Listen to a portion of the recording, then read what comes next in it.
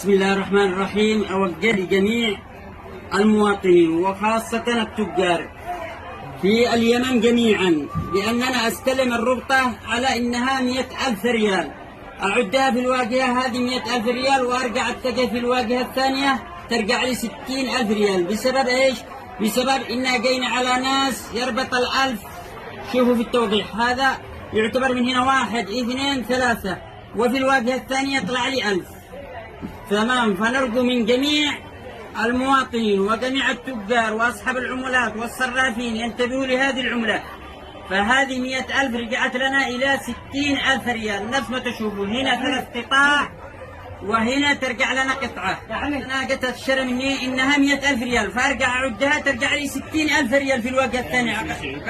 غيرت الربل، أنا غيرت الربل، أجي أعد في الواجهة الثانية رجعت لي 60,000 وفي الواجهة 100,000. يعني الفرقية هذا الفرق.